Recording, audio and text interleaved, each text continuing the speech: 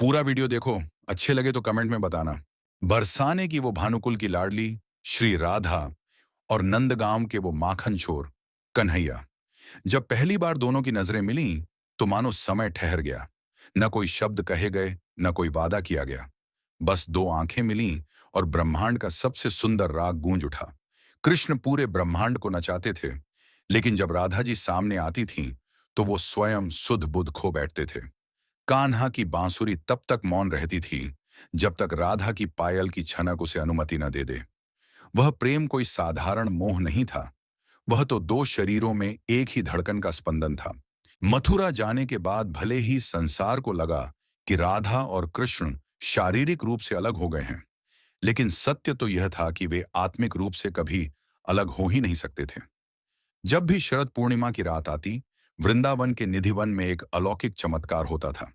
कृष्ण अपनी दिव्य शक्तियों से मथुरा के राजमहल में होते हुए भी ब्रज की कुंज गलियों में सूक्ष्म रूप से प्रकट हो जाते थे। वहां गोपियों और सखियों के बीच जब राधा और कृष्ण का यह पावन मेल मिलाप होता, तो मानो पूरी प्रकृति झूम उठती थी।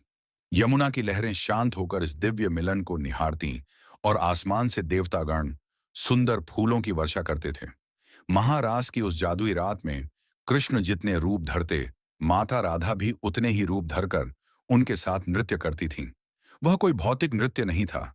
वह तो जीवात्मा का परमात्मा से परम मिलन था, जहां न कोई दूरी थी, न कोई वियोग। बस चारों तरफ प्रेम, आनंद और भक्ति की वर्षा हो रही थी। संसार भले ही उन्हें अलग समझता रहा, पर ब्रज की हवाओं में वे हमेशा एक साथ मुस्कुराते रहे। राधे कृष्णा। राधे कृष्णा, यह केवल दो साधारण नाम नहीं हैं, बल्कि यह इस अनंत ब्रह्मांड का वो शाश्वत और परम सत्य है, जहां पहुंचकर हर प्रकार का सांसारिक मोह समाप्त हो जाता है। लोग अक्सर पूछते हैं, और शायद आपके मन में भी यह सवाल आता होगा, कि भगवान श्री कृष्ण के साथ हमेशा राधा जी का नाम ही क्यों लिया जाता है? रुक्मणी जी तो उनकी पत्नी थी, उनका नाम पहले क्यों नहीं आता? इसका उत्तर बहुत ही सुंदर और गहरा है। रुक्मणी जी से कृष्ण का विवाह हुआ था, वे उनकी पटरानी थीं। लेकिन राधा, राधा तो स्वयं श्री कृष्ण की आत्मा थी, और कोई भी व्यक्ति अपनी पत्नी से पहले अपनी आत्मा को याद करता है।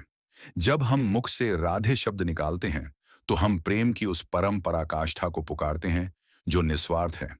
और जब हम कृष्ण कहते हैं, तो हम उस प्रेम के पूर्ण होने का उत्सव मनाते हैं।